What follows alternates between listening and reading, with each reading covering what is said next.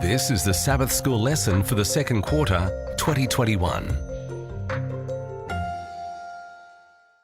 Lesson 13 for June 19 to 25, The New Covenant Life, read by Dr. Percy Harrold. Tuesday, June 22, New Covenant and New Heart. Our text for today is Ephesians chapter 3, verses 17 to 19.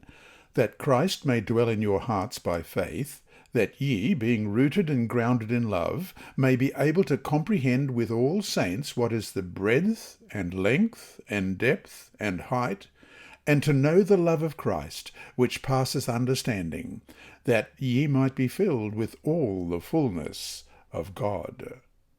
As earlier studies this quarter showed, the New Covenant is one in which the Lord puts the law in our hearts, as we read in Jeremiah 31, verses 31 to 33.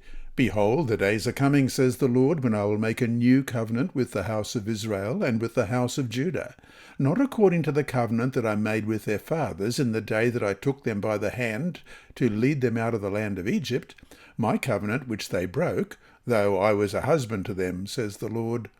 But this is the covenant that I will make with the house of Israel after those days, says the Lord. I will put my law in their minds, and write it on their hearts, and I will be their God, and they shall be my people. Not only is the law there, but also according to the texts for today, Christ is as well, which of course makes good sense, for Christ and his law are closely connected. Thus, with Christ's law in our hearts, and with Christ dwelling there too, the Greek word translated in the above text as dwell also means to settle in, giving the idea of permanency. We come to another one of the great covenant benefits, a new heart. Why do we need a new heart? What changes will be manifested in those who have a new heart? Read again the text for today. Notice that Paul stresses the element of love, saying that we must be rooted and grounded in it. Ephesians chapter 3, verses 17 to 19, that Christ may dwell in your hearts by faith, that ye, being rooted and grounded in love, may be able to comprehend with all saints what is the breadth and length and depth and height, and to know the love of Christ, which passes knowledge, that ye might be filled with all the fullness of God. These words imply stability, firmness, and permanency in the foundation of love. Our faith means nothing if it is not rooted in love for God and love for others. As we read in Matthew 22, 37 to 39, Jesus said to him, You shall love the Lord your God with all your heart, with all your soul, and with all your mind. This is the first and great commandment, and the second is like it. You shall love your neighbour as yourself. And 1 Corinthians chapter 13. Though I speak with the tongues of men and of angels, but have not love, I have become sounding brass or a clanging cymbal. And though I have the gift of prophecy and understand all mysteries and all knowledge, and though I have all faith, so that I could remove mountains, but have not love, I am nothing. And though I bestow all my goods to feed the poor, and though I give my body to be burned, but have not love, it profits me nothing. Love suffers long and is kind.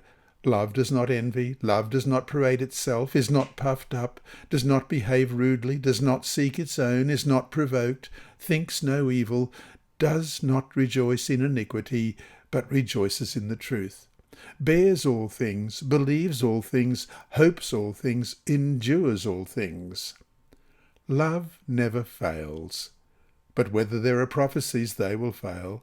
Whether there are tongues, they will cease. And whether there is knowledge, it will vanish away. For we know in part, and we prophesy in part. But when that which is perfect has come, then that which is in part will be done away. When I was a child, I spoke as a child, I understood as a child, I thought as a child. But when I became a man, I put away childish things. For now we see in a mirror dimly, but then face to face. Now I know in part, but then I shall know just as I also am known. And now abide faith, hope, love, these three, but the greatest of these is love. This love does not come in a vacuum. On the contrary, it comes because we get a glimpse of God's love for us, a love that passeth understanding, as manifested through Jesus. As a result, by him working in us, our lives are changed, our hearts are changed, and we become new people with new thoughts, new desires, and new goals. Our reaction to God's love enables him to change our hearts and instill in us love for others. Perhaps this is what Paul means, at least partially, when he talks about us being filled with the fullness of God. Read 1 John 4:16. How does this text relate to what Paul has written in Ephesians 3:17-19? First of all, 1 John 4:16. And we have known and believed the love that God has for us. God is love, and he who abides in love abides in God, and God in him. And our text for today again, Ephesians 3, beginning at verse 17, that Christ may dwell in your hearts through faith, that you, being rooted and grounded in love, may be able to comprehend with all the saints what is the width and length and depth and height, to know the love of Christ which passes knowledge, that you may be filled with all the fullness of God. And so to finish today, look at the text we've studied today. What can you do that will allow the promises of these texts to be fulfilled in you? Are there things you need to change? Things that are perhaps hampering you from experiencing the fullness of God, as we just read in Ephesians 3:19? Make a list of what changes you need to make in your life.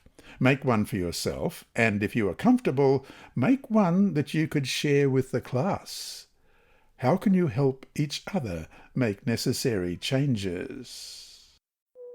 This lesson was read by Dr. Percy Harrold for Christian Services for the Blind. It's supported by the Sabbath School Department and Hope Channel Australia, and is rebroadcast by Christian Record Services and through podcasts at It Is Written in the United States, Hope Channel Germany, and through Apple iTunes and SoundCloud.